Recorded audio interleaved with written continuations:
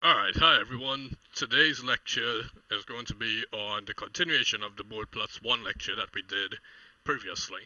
So today what we're going to see is that the previous examples from Bode Plot 1 is what we're going to be using to construct an overall Bode plot for any transfer function that is defined in the Laplace transform. So if we consider the following function as seen here as h of s, we knew from the Bode Plot 1 lecture that was recorded previously that this is basically where we have a single pole transfer function, and that we, in this case, the pole here is given by this value here, which is 10. We know that in standardizing the form such that it goes to j omega and then we make sure it's 1 plus j omega divided by p, that we now know that the pole there is at omega equals to 10, and that we need to consider three conditions when omega is much less than 10, omega is much greater than 10, and then omega equal to 10 in order to figure out how do we draw the straight line approximation for this particular transfer function. So in doing the standardization, we'll end up with hj omega being in this form here as seen in the yellow block. This, what we refer to as the standard form, makes the low frequency asymptotes at the 0 decibel line. So in short, when we do our straight line approximation for anything before the pole, which is 10, it means that we're going to have 0 decibels for our magnitude plot.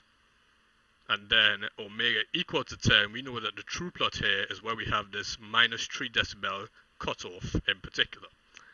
But because we're doing straight line approximations, we don't care about this red line. So we just basically say at this point here, where the two graphs connect, is where we consider this to be our cutoff frequency. Finally, for omega much greater than 10, we know that the gradient of this line here is going to be a constant minus 20 decibels per decade.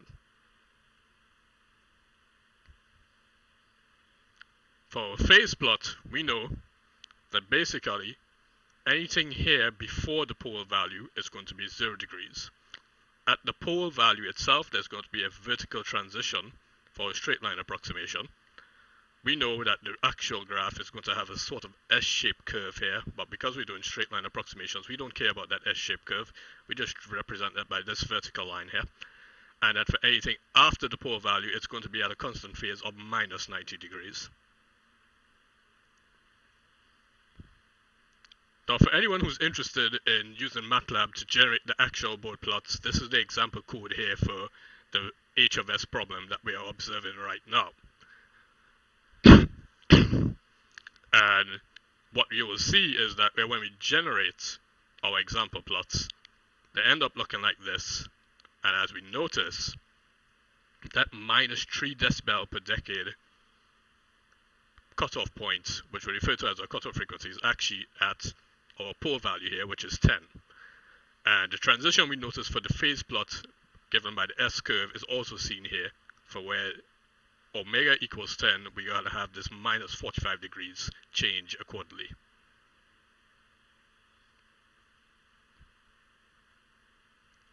Now, what we observed so far is that if the numerator is 1, and we have plotted accordingly respect to our standard form of hj omega.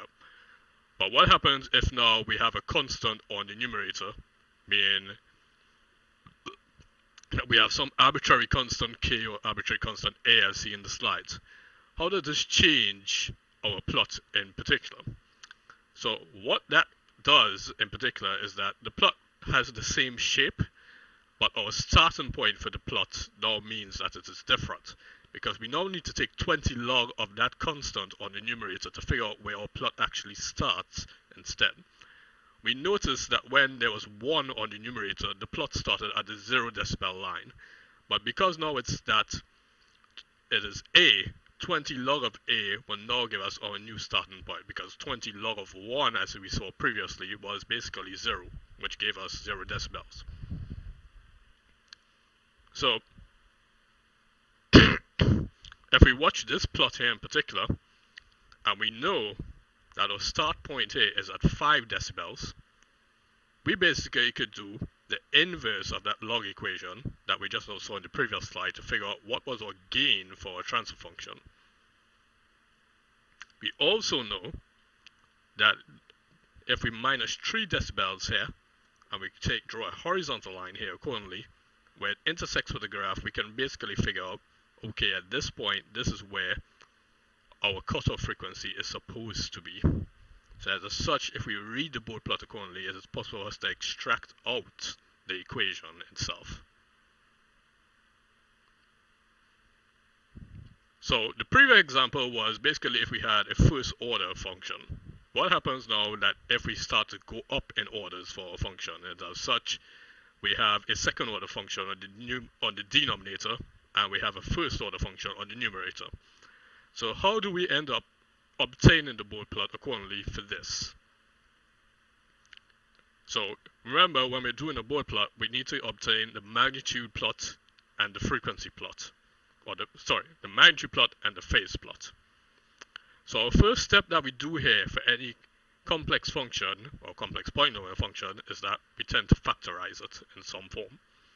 So the factors of 40, that will give you 14, are 4 and 10.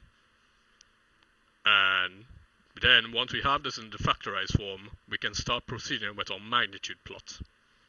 So we now move from h of s to h of j omega accordingly by substituting s is equal to j omega. And then we need to express this form here that we're observing into our standardized form. Now, in moving from this form here in the yellow block to the standardized form here, which is in our green block, basically what we did is that we standardized this part here first by extracting out the 4. So when we extract out the 4 here, this basically goes to 1 plus j omega on 4.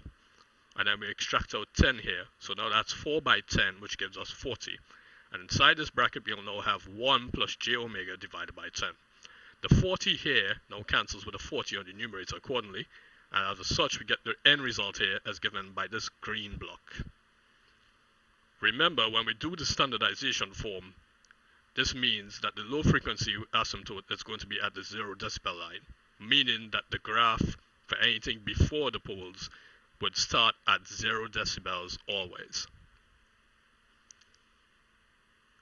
Now, in proceeding with this, what we do is that we break up hj omega into 3 individual subsystems. So we'll have an h1j omega here, an h2j omega here, and an h3j omega here accordingly. So h1j omega will just be equal to j omega.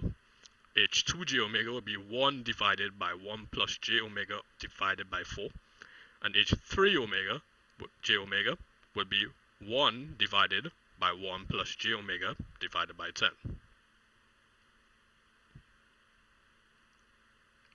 In splitting up that hj omega into 3 individual subsystems, what we do now is that we plot each one of these subsystems accordingly onto our magnitude plot. Now, in drawing the magnitude plot, because for exams you are required to draw this by hand, we first set up the x-axis, which is going to be linear space in powers of 10. Remember, because the x-axis is a log scale, that means we're going in between 10 to the power 0, 10 to the power 1, 10 to the power 2, and others accordingly. In between each 2 powers of 10, the spacing is going to be different. So for example, in between 10 to the 0 and 10 to the 1, each mark in here means that it is 1. But in between 10 to the power 1 to 10 to the power 2, each mark in here is going to be 10. So remember that spacing accordingly. Our next step would be to draw the individual subsystems onto our magnitude plot. Remember, our y-axis here is going to be in decibels, so we can spread this out accordingly no matter what.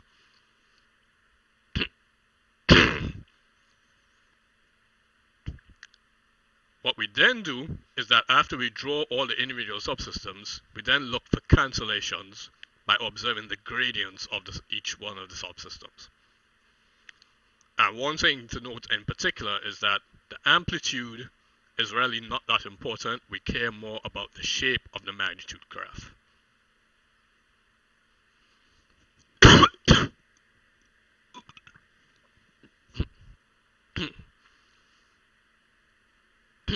So what happens now is that we draw h1 j omega first here.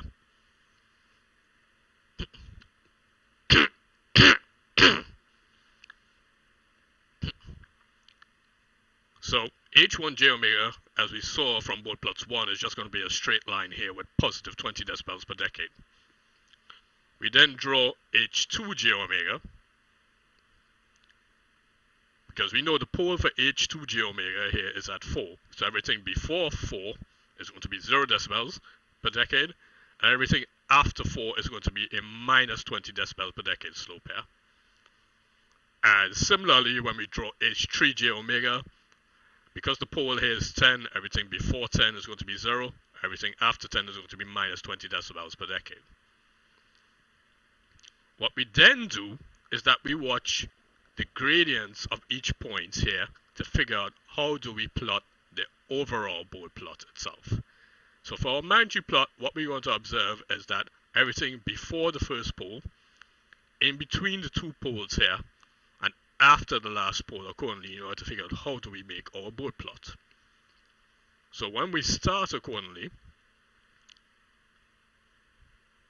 we watch that for everything omega equal 4, everything less than that, we see that we have a 0 decibel per decade line here, a 0 decibel per decade line here, but now we have a positive 20 decibel per decade line here going up.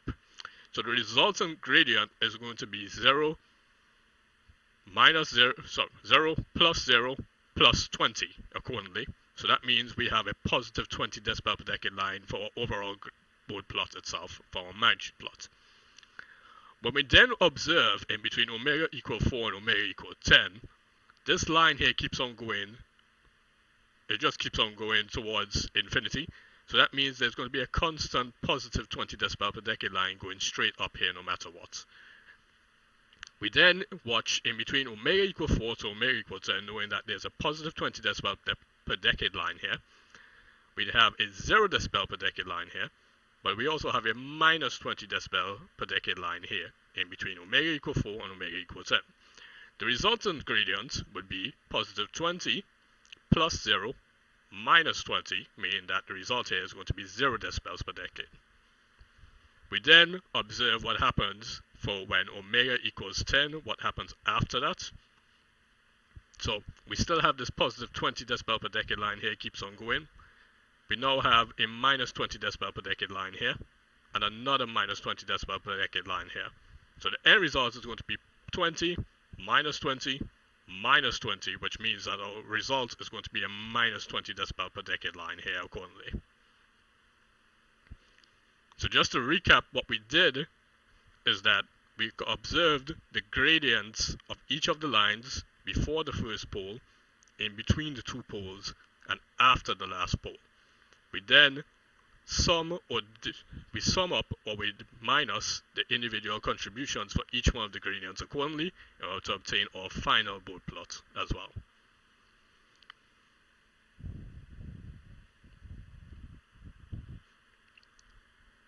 For anyone who is interested in generating the actual Bode plot itself to compare what it looks like, this is the associated Matlab code for it. And the actual plot versus our straight line approximation looks like this. Now, it is important that when you are drawing your Bode plots for the exam, that you indicate what is going to be the gradient of each one of these lines here accordingly, for before the first pole, in between poles, and after the first pole. This counts towards marks for your exams, so make sure you do indicate the gradient of each one of these lines accordingly.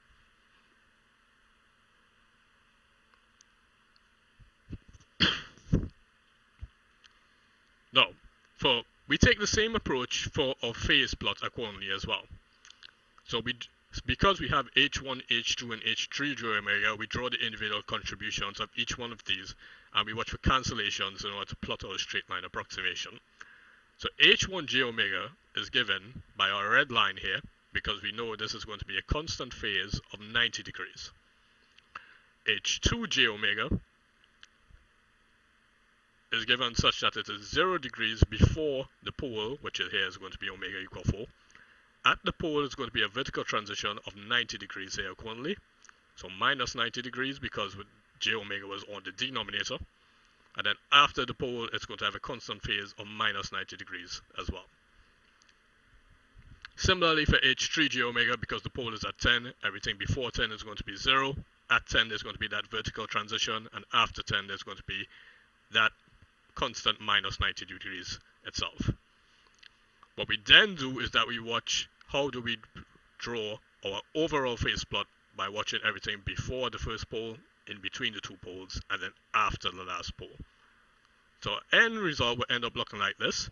And how do we obtain this? Before omega equals 4, we know that there's a positive 90 degree phase here. But for H2 and H3, there is a 0 phase here accordingly. So this is going to be 90 plus 0 plus 0. So as such, we will have a positive 90 degrees phase here for overall phase plot.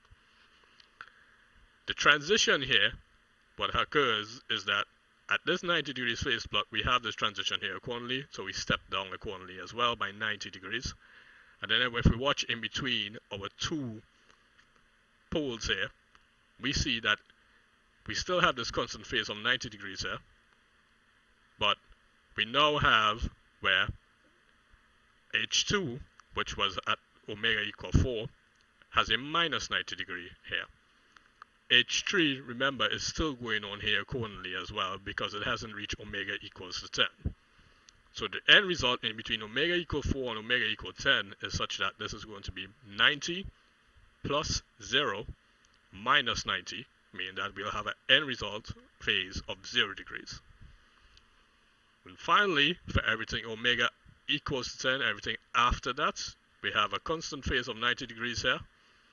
We have this phase here for H2 being minus 90 degrees, and then H3, because it's at omega equal 10, this now goes to minus 90 degrees. So 90 minus 90 minus 90 ends up in the result of minus 90 degrees accordingly here. So that's how we get this staircase or descending staircase accordingly by observing the individual contributions. So omega before 4, omega 4 and omega equal 10 in between that, and omega equals to 10 afterwards accordingly. So before the first pole, in between the two poles, and after the last pole. It is important that when doing the phase plot, you need to write the angle equation accordingly for each one of these. So H1 had a constant phase of 90 degrees, so that's how we get this 90 degrees here. But H2 and H3, because we have an end result here being that it steps down, means that they are negative contributions. So H2 is a minus tan inverse of omega divided by 4, because H2 basically had the pole here at omega equals 4. And H3 is also going to be minus because of this step down here. So that's going to be minus tan inverse of omega divided by 10 because H3's pole was 10. The true plot is given by this blue line here. And you can see it's an okay straight line approximation for a phase plot. So overall graphs end up looking like this if we actually did the Matlab code fit, and we saw that when we did our approximate straight lines that it was a close enough approximation for us to get an estimate of how our system actually is. So for your homework, what I'd like for you to do is that for this h of s function here, I would like for you to obtain the straight line approximation for the Bode plot. So this is something for you to attempt, and I can verify this during a tutorial session to see if you did this correct. So when the tutorial session comes along, I will go through this accordingly once you make an attempt, and I will verify it to make sure that you understand how to do these straight line approximations. So that's it for today's lecture. Recapping, all we really need to do for any complex system is that we need to break it up into individual subsystems. In doing so, for the h of s representation, we then move to the h j omega representation, and we standardize it accordingly. Once it is standardized, we know where the poles are accordingly and where our zeros are accordingly, the zeros being for j omega equals 0 on the numerator. And as such, because we know the individual subsystems, we can use the examples from our first Bode plot lecture to figure out how do we plot each one of these individual subsystems. The end result for magnitude and phase plots is that we basically take the sum and difference accordingly for each one of these individual contributions before the first poll, in between polls, and after the last poll in order to obtain our final magnitude and phase plot. Alright, well, that's it for today. Hopefully I'll see you guys soon. Goodbye.